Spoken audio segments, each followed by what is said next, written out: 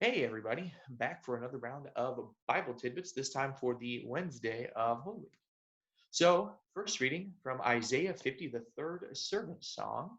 And I just wanted to highlight one particular line. So, these are two segments here, kind of detailing, again, the suffering servant and prophesying a lot of the same exact sufferings Jesus himself would go through, who's clearly being identified by the church during this week as the suffering servant of Isaiah, which in the previous ones, I think we've been pretty convinced that Messiah, Jesus, he's pretty much it.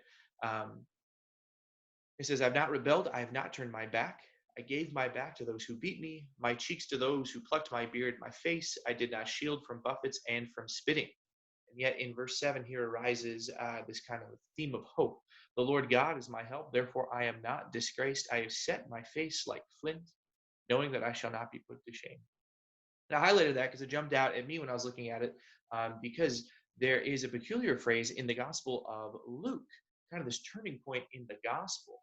And it's a similar place in the story that you would see a turning point in Mark as well. The big theme in the Gospel of Mark is Jesus' identity. And so it's after Peter's declaration that he is the Christ, after the right before the transfiguration, you see this kind of like shift in the Gospel of Mark. Now that he's going to be focusing on his mission, which is ultimately to come to Jerusalem and to die. We see it in a similar place in the Gospel of Luke. In That's backwards. In Luke chapter 9, verse 51, or not 51 chapters in the Gospel of Luke, um, it says that when he drew near, or when the day drew near to be received up, he set his face to go to Jerusalem. Now, other translations, like the New American Bible, say that he firmly resolved to go to Jerusalem, and that's what it means.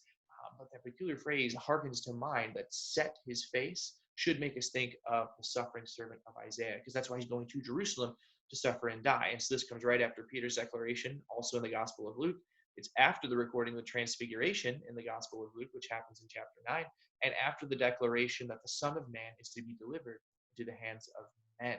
And so Jesus now revealing himself to the apostles, talking about his destiny, is now determined to go to Jerusalem. And so just a cool little tidbit there, a little parallel between Isaiah and the gospel. Now, the gospel, we said yesterday this would be where we would kind of hear the plight of Judas, who sets out to betray Jesus, kind of how that setup is addressed, looking at the gospel of Matthew. I just wanted to highlight the first couple of verses from the passage. One of the 12, who was called Judas Iscariot, went to the chief priests and said, "What are you willing to give me if I hand him over to you?" And it says they paid him 30 pieces of silver. And from that time on, he looked for an opportunity to hand him over. Now, as the whole gospel reading for Wednesday goes on, we read about the dip shows up again from yesterday. Jesus says that he who dips his hand with me in the bowl is the one who betrays me. Um, and so in tradition, church has called this day Spy Wednesday, spy meaning like ambush, sabotage, because that's what we're hearing in the readings from Judas's plans and schemes. But I wanted to hone in on the 30 pieces of silver because it is a biblical number, which is fascinating. First and foremost, we go back to the book of Exodus and the law of Moses. 30 pieces of silver was about the price of a slave. It says if someone's slave was killed, then they would be owed 30 prices of silver. So right out the gate, we could say that 30 pieces of silver paid to Judas to betray Jesus was a ransom. And so Jesus, who goes and dies for all of us sinners who are slaves to sin, he pays that ransom. And so we become the slaves in that analogy. We also see a curious parallel between two Old Testament prophets, Jeremiah, and guess who's back? Zechariah. We said on Palm Sunday, Zechariah has a lot to do with Holy Week in his book. And so Jeremiah buys a field in verse 32. And in the field, he buries a pot, and the field is supposed to be symbolic of there will come a time when God's going to bring everybody back from exile. So there's that. But let's look at Zechariah. In Zechariah chapter 11, God tells him to go out and be a shepherd to these people. And so he does it. He doesn't like it. They don't get along. And so he finally says, all right, I quit. I'm done being shepherd. Give me my wages. And so picking up in verse 12 here, I said to them, if it seems right to you, give me my wages. But if not, keep them. They weighed out as my wages 30 shekels of silver. And the Lord said to me, cast it into the treasury, the lordly price at which I was paid off by them. So I took the 30 shekels of silver and cast them into the treasury in the house of the Lord. And I left in there the little notations there because the word treasury in different translations of the Old Testament can also be translated into the potter's house. And so what's curious here is, again, we have this relationship with potter's house, because in Matthew chapter 27, Judas goes back to the chief priest and says, I don't want to do this anymore, changes his mind, he regrets it. I've betrayed innocent blood.